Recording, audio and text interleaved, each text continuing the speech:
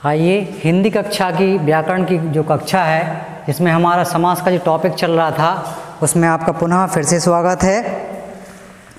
इसमें हम 3 समास जो पढ़ चुके थे, चौथे नंबर का जो समास है उसका नाम है कर्मधारय समास।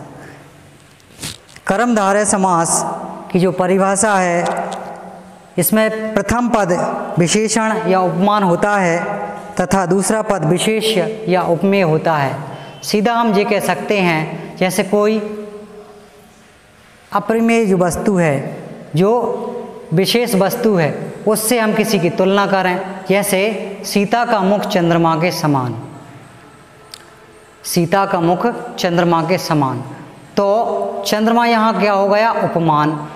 और तुलना किससे की जा रही है? चंद्रमा से। किसकी? सीता के मुख की। तो उपमेय क्या हो गया? सीता का मुख। तो उपमेय या उपमान ये याद रखें, या फिर विशेषण या विशेष्य। आइए हम इसके उदाहरण से समझते हैं। जैसे घनश्याम, इसका उदाहरण है घनश्याम। यदि आप इसकी परिभाषा भूल भी जाते हैं तो इसको हम यदि पूरा पढ़ें, घनश्याम, घन के समान श्याम, तो यहाँ पे एक शब्द आया है के समान। कौन सा शब्द आया है? के समान। के समान शब्द जहाँ पे आ जाए वहाँ कर्मधारय समास होता है। और दूसरा शब्द इसमें आएगा है जो। इन 2 शब्दों से हम याद रख सकते हैं। यदि आप परिभाषा भूल भी जाते हैं तो के समान और है जो, ऐसे 2 शब्द आते हैं जिनसे हम समझ सकते हैं कि कर्मधारय समास होता है। तो इसमें हमने पहला उदाहरण लिखा घनश्याम, घन के समान श्याम। घन के समान कौन है? भगवान राम को घनश्याम बोला जाता है। तो यहाँ पे के समान शब्द आया, अर्थात कर्मधारय समास यहाँ पे हो जाएगा। दूसरा यदि हम एग्जाम्पल देखें, महादेव, इसका यदि हम समास विक्रय करते हैं, महादेव, तो इसमें महान है जो देव, महादेव में क्या आएगा? महान है जो देव। समास विग्रह यदि हमने किया तो इसमें है जो शब्द आया। कौन सा शब्द आया? है जो। तो मैंने पहले ही बताया था आपको, के समान और है जो, ये 2 शब्द आते हैं, वहाँ पर अपनी भाषा में कर्मधारय समास होता है। यदि आप पुस्तक की परिभाषा भूल भी जाएं तो है जो और के समान, ये 2 शब्दों को याद रखें, इससे आपको आसानी होगी समझने में। चौथे नंबर का द्विगु समास है। इसका बहुत सरल और साधारण भाषा में मैं कहूँ तो द्विगु अर्थात संख्या। द्विगु समास में पहला पद जो होता है, इसमें पहला पद जो होता है वो संख्यावाची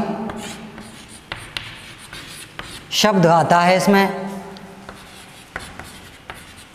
पहला पद इसमें संख्यावाची होता है। जैसे चौराहा, 4 राहों का एक समूह, या फिर कोई समूह की बात की जाए, या फिर कोई संख्या आ जाए, तो जहाँ पर संख्या वाले शब्द आएँ या कोई समूह की बात की जाए वहाँ पर द्विगु समास होता है। जैसे चौराहा,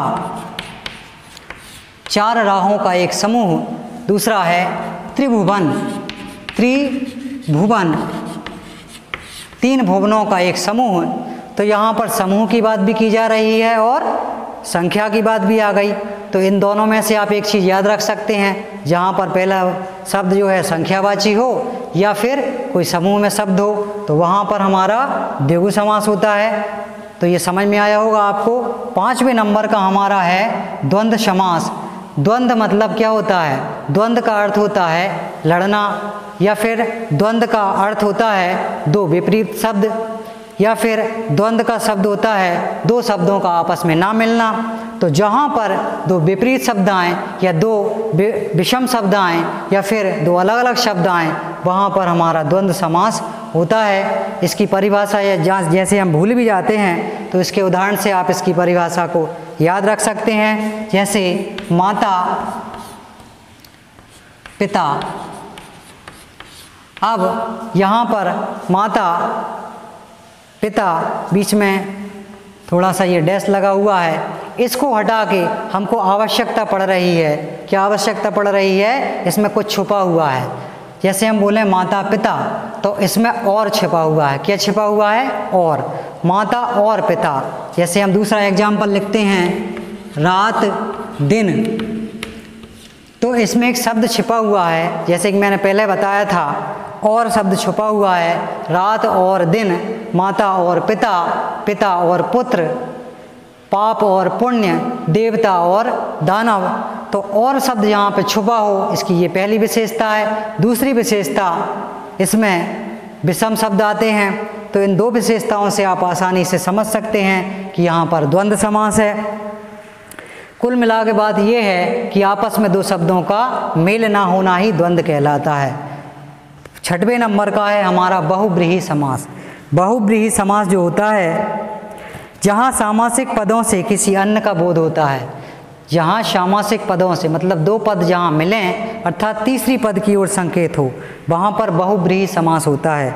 जैसे पीताम्बर, पीला है जो अंबर, अर्थात पीताम्बर किसको कहते हैं? भगवान श्री कृष्ण को कहते हैं। विष्णु भगवान को भी पीताम्बर कहा जाता है। तो पीला है अंबर जिसका, या फिर किसी देवता या दानव के अंगों की बात की जाए। ध्यान रखना इस चीज़ को। जैसे हम परिभाषा भूल भी जाते हैं, जैसे एक शब्द आ गया दशानन, 10 हैं आनन जिसके, मतलब 10 हैं सिर जिसके। 10 सर वाला कौन होता है? अर्थात रावण को दशानन बोल देते हैं। दूसरा गज आनन, तो यहाँ पर गजानन जो है भगवान श्री कृष्ण, भगवान गणेश को गजानन बोला जाता है। गज मतलब हाथी और आनन आने सिर, हाथी के समान सिर हैं जिसके, अर्थात गजानन भगवान गणेश को बोला जाता है। तो यहाँ पे आपने देखा होगा कि अंगों की बात की जा रही है, दूसरी तीसरे पद की ओर संकेत भी है। तो यहाँ पर पहला पद ना कि दूसरा पद, ये दोनों पद अप्रधान हों और तीसरे पद की ओर संकेत हो, वहाँ पर भी बहुव्रीहि समास होता है। तो आज हमने समझा कि बहुव्रीहि समास क्या होता है और इन समासों पर प्रकाश डाला। आशा करता हूँ आपको समझ में आया होगा। तो आगे भी हम इसके एग्जाम्पल को देखेंगे। आज के लिए इतना ही काफ़ी है। धन्यवाद।